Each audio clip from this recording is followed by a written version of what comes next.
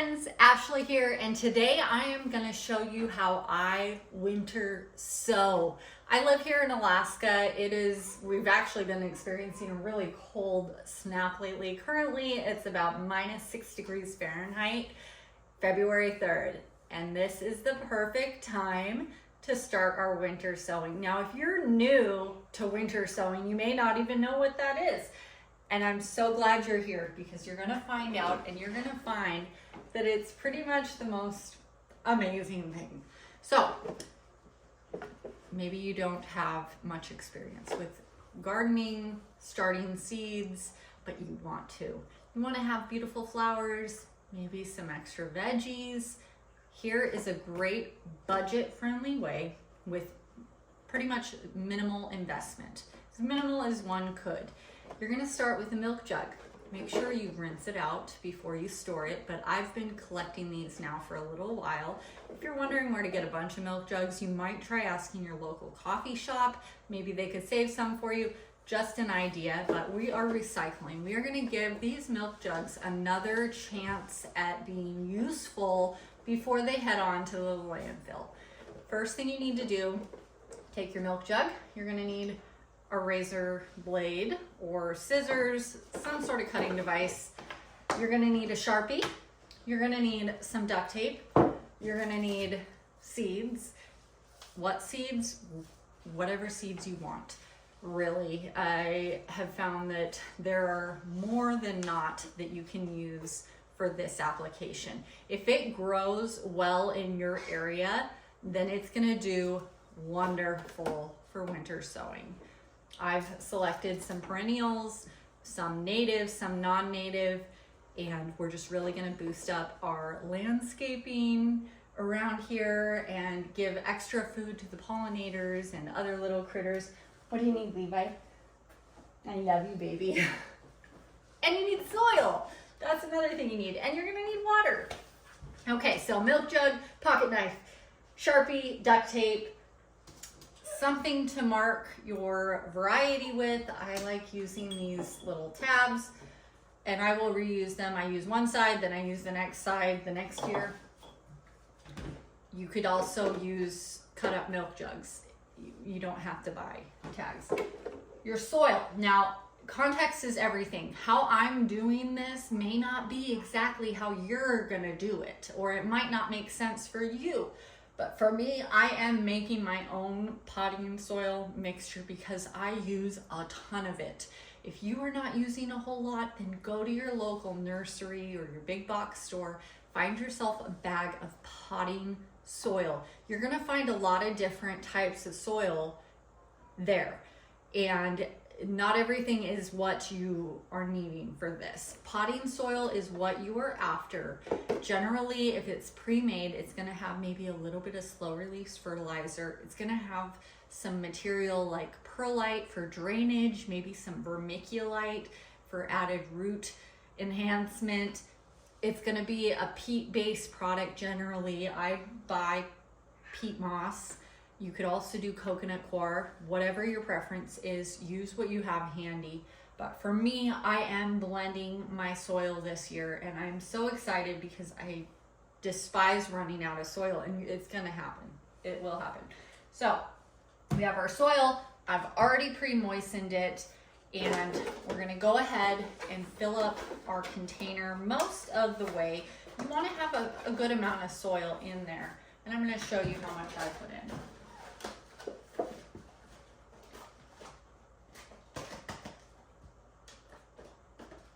You want to start with pre-moistened soil. That way you're not watering after the fact, dislodging your seeds, moving them out of where you originally placed them, which is likely at the depth that they want to be. Kind of give it a little tamp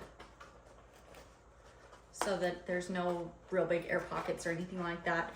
Now, if you are buying pre-made soil, pick out any bark or sticks. They often add that as part of a compost, but it's not fully broken down and you really don't want to add that. You don't want that in your potting soil. It's gonna take away nitrogen from the plant to make the bark break down, and it's just not ideal. So if you see any big barky chunks, just go ahead and remove those, throw them outside. I have been seeing in recent years more of that being a prevalent issue with soil, that it really wasn't that much of an issue before. Okay, tip, keep track of this as best as you can. Every year I lose track because I start so many different jugs. I'm starting a lot of things inside and I just get lazy. But every year I do have some form of garden journal. So just grab yourself a simple notebook. You can get fancy. I used a specific garden journal last year. I really felt like it was not much of a difference compared to just using a notepad. This gives you the freedom to really put down what information is most important to you. And it's great to look back on for reference as far as, when do I need to start this, or when did I start that last year? That was too early. I'm gonna make sure to start it a little bit later. It's that kind of thing that you want to keep track of, and unless you are able to, I can't remember that stuff. So I write it down. The first section, it makes sense for me, is winter sowing, right? Winter sowing is what makes sense because that's the first thing I start in my garden adventure. Just because I do it a certain way doesn't mean that that is the only way to do something. So we have our winter sowing section. I've kept it really simple. I'm just numbering as I go, and I'm writing down the variety that I'm putting in that container. I will have a matching tag, and on the container itself, down low, I'm gonna write that information as well. I'll write what it is and the number. And that just helps because I wanna know. If you don't wanna know, then don't worry about it. But if you think that just writing with Sharpie on your milk jug is enough, I'm here to tell you, friend, it is not enough. Label, label, label. The sun will bleach out your Sharpie marker, and then you're gonna have mystery plants, which is fine, but a lot of times people don't know to identify seedlings. You have no idea what it is, and you wanna know, right? We wanna know. So we're gonna keep track as best as we can with a notebook. So far, I have already started yarrow, which amazing perennial flower up here. It grows wild. Yarrow comes in a lot of different colors, so have fun. This is my time to encourage you. While you can buy seeds at your local big box store, shop around. It is not more expensive to buy them online. There are so many options, which maybe that's overwhelming, I don't know, but you can absolutely get seeds at the store. You're gonna find so many other fun varieties online, and that's what I do. I feel like I get more seed per packet generally for the price compared to what the big stores are selling. And I get to choose to have yarrow that's peach and dark pink and yellow and red versus just a white yarrow, which is already growing wild as it is. So check out some online shops, have some fun. You want to be excited about what you're growing. And I feel like that's the way, is to find a variety that just really excites you, something that you're excited to see. That is what's gonna help you as a new gardener, experienced gardener, keep going back to the garden after fails. There are gonna be mistakes. I want you to go out and make so many mistakes in the garden. From that, you're gonna learn so much. Okay, I'll get off my soapbox. What is the next thing that we are planting? We are gonna plant some forget-me-nots, the Alaska state flower. If you did not know, this is a great option to start via winter sowing, and it's gonna perennialize on your property. It's not a perennial, but it will drop seed. So there's that. And this was from the big box store. This is Fairy Morse. A very fast growing flower, by the way. So what does it say? 1/4 inch depth. I'll probably just sprinkle a little bit of soil on top and call it good. These seeds are so, I have a funny little story. So my bestie and I both grew forget-me-nots, and last year she was cleaning out her garden. She was wearing a Sherpa, and she got these prickly little things all over, little spores or something. She's like, I don't know what these are. I was just cleaning out the garden. And she's like, I think they were from the forget-me-nots, because that's what I had planted there. Well, I had never paid attention to forget-me-not seeds, but until I too was wearing a Sherpa later on and got forget-me-not seeds all on the sleeve. They still are stuck in there, just embedded. But these are little spiky little seeds, and they will stick to a Sherpa, so be careful. And we're just gonna sprinkle these on in. This is something that there's gonna be many plant starts in here, friend. There's gonna be many, and when the time comes, we will gently separate them and plant them where we want them to go. And they'll produce beautiful little blue flowers. I think there's even pink forget-me-nots, white ones. Okay, we have our label already in there. I put it below the soil line, which I think is important. That way the sun's not bleaching out the label. And we're gonna write what it is here. So I'm putting it here because I feel that the sun is mostly gonna bake on top and likely get down here. So there's a better chance of it lasting lower down by the ground. And this is number 4. Duct tape. Again, use duct tape, not clear packaging tape, not Scotch tape. Duct tape.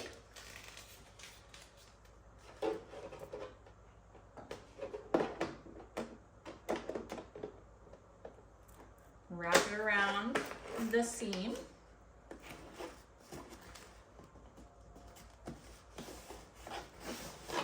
Make sure that you might have to kind of press so that it's good and adhered. Now, watering. That is a common question that I get asked. We are starting with pre-moistened soil.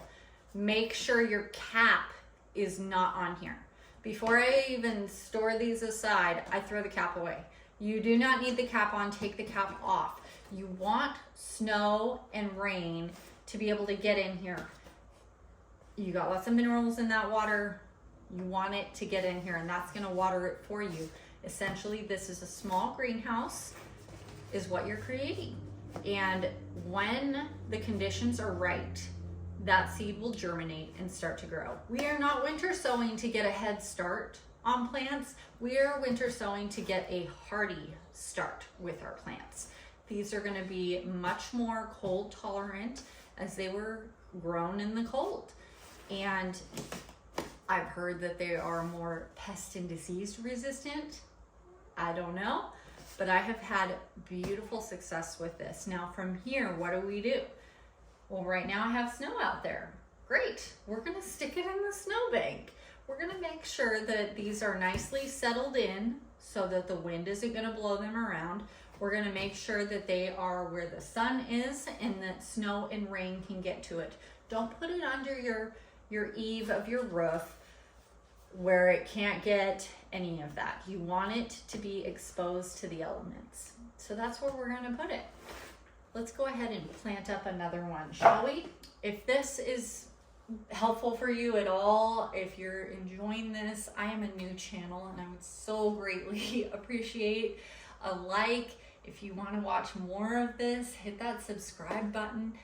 I am only just beginning. I've been sharing my garden journey for a lot of years on Instagram and have decided to take the plunge here on YouTube. I find that there is not a whole lot of content out there for those of us that are in a cold climate up here in Alaska. You know, there's other zone 4s, obviously, but they may see higher temperatures than we will ever see.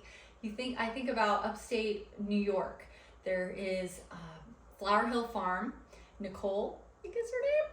She's one of my favorite YouTube accounts for cut flowers. She's in the same garden zone, so we can grow similar things. But she is gonna catch those much higher temp summer days where we will never do that. we're going to get a lot of clouds. We're going to get a lot of rain. And so there are things that I have had to learn to read in between the lines and adapt to my situation through trial and error. So make the mistakes, figure things out, keep going. Let's get back to it.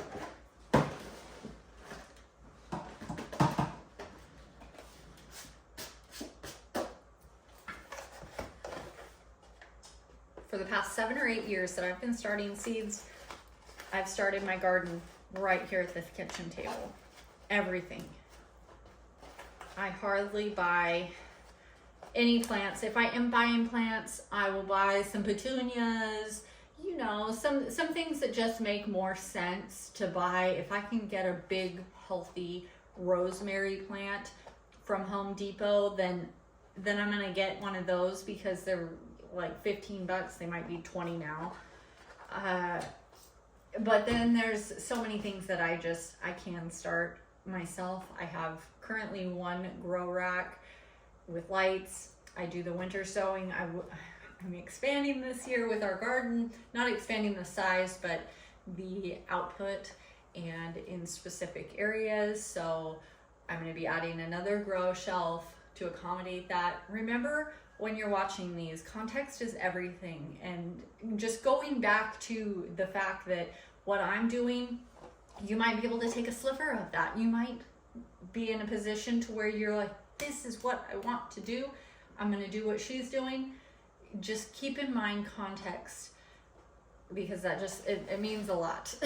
It's very helpful when trying to figure out, problem solve, you know, what is going on? Why is this not working, or why is it working for that person and not me? So lots of 2 cents. And again, I'm so thankful that you're here. This is the painted daisy. That's what we're doing next. I don't know if you've ever seen these before, but your typical Alaska Shasta daisy is gonna look like that. That's beautiful. I'm gonna scatter these. I'm not even gonna start them when they're sown. Once I can see the ground, whether it's freezing or not, I'm gonna sprinkle these where I want them, and nature will do the rest. But we are planting the painted daisy, and they are gorgeous. Different shades of pinks and red, just stunning. I love them. Again, another item from Botanical Interest. These ones get 24 to 36 inches tall, 3 inches wide. I had some bloom. If memory serves me correctly, am I out of these? I think I am. Well, I guess we won't be doing the painted daisy. That's a bummer. This is why we take inventory, guys. All right, well, let's go ahead and make that adjustment so I don't think that I have them when I have them when I don't. So painted daisy in its place, we are gonna we'll start some bachelor buttons. The painted daisy is out. So I have 2 different colors of bachelor buttons. I have a black, this is the Black Magic, and blue. And these are also another native to our area here in Alaska. Let's start with the black. I actually am going to be doing a sort of monochromatic garden where they're all going to be that color. Just a bed, or maybe just having a bunch. I don't know exactly what I'm going to do. Once I can plan and plan and plan, but until I'm out there in the dirt, beds prepped, plants are ready to go in the ground, I have no idea what I'm doing. But I have a lot of different varieties that are this color, and I'm just excited to see that come together. So we'll start with the Black Magic Bachelor buttons. Tags going in here. There's a lot of seeds in this one.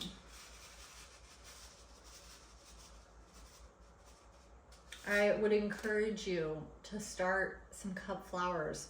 Start some flowers via winter sowing that you can make bouquets out of for yourself.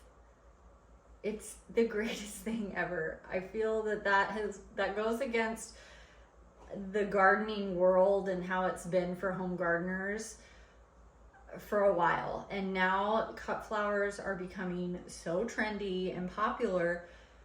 before, people didn't, they wanted to see their plants growing in their garden, and there are still many that do, and there's nothing wrong with that. But I think it's also fun to bring some inside and enjoy that inside. Okay. These look like shuttlecocks for badminton. That's what they look like. Each seed is just so different and unique. The calendula seed is an interesting one. It looks kind of like a ram's horn. Now make sure you have really good soil to seed contact. Press that down in. If it does not have good soil to seed contact, then your germination is not going to be as great. So take the time. Just do a little sprinkle over top.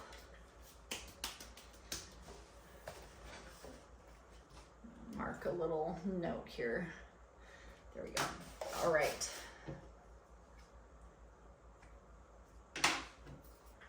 That's it.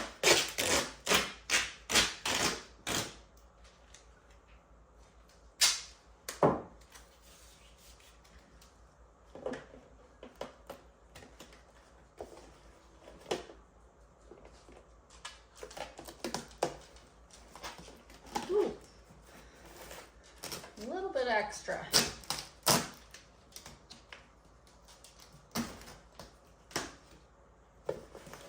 All right, go over the sides, make sure that the duct tape is stuck. Even with some duct tape varieties, the sun will cook that adhesive, and you'll see the duct tape start to break away from the plastic container. All right, that is what we are sewing for today. Well, at least on here, I have a lot more work ahead of me. From here, we're gonna stick it out in the snow. I'll show you where I put them. Then we wait. Spring will eventually show her wonderful face, and we will keep an eye on these. The snow, if you're in a snowy area, is gonna start to melt. They may start to shift as the snow melts. You wanna make sure that they don't tip over, that they're not getting blown all over the place. You wanna make sure that they are upright, that they are able to receive moisture. You do not have to use just a milk jug. You could use a plastic salad box container. You get a rotisserie chicken. You could use that. Just make sure that you're putting drainage holes in the bottom and that there's a way for water, rain, snow to get in here to water these. Once spring happens and your temperatures start to warm up, you are keeping an eye on condensation. If you see that the condensation's gone and it's warm out, warm-ish, it's gonna be a lot warmer in here. You'll see when the condensation is there. If the condensation is not there, give it a drink. It's very important to keep these hydrated during that time. So give it a little spritz of water. Okay, now we start seeing growth happen. Germination's happening, the conditions are getting to be just right. We get so excited. Leave them sealed. Leave them sealed until your average frost date is passed. Then you can go ahead and plant them out. You may start to see green foliage just filling up this container, and that's what you want to see. But make sure that you're also seeing that condensation. Now, say your weather wants to get tricky on you and you've been having good temperatures, and then all of a sudden it's going to get cold, real cold. You may want to think about bringing these inside until that has passed, until you're in I'm talking getting below 0 cold. It happens here. As you become a gardener, you are going to be paying a lot more attention to those overnight temps, especially in the springtime, because if you are not, they'll get you. And a freeze snap is a great way to stunt the growth of your plants, or worse. So heed that advice, have some fun. Let me know in the comments where you're tuning in from. Make sure to hit that like, that subscribe. Let me know what your winter sowing. Have you ever tried this? Make the comment section a place for community so we can share ideas, uplift each other, encourage each other. And as always, thank you again for being here, and I will see you on the next video.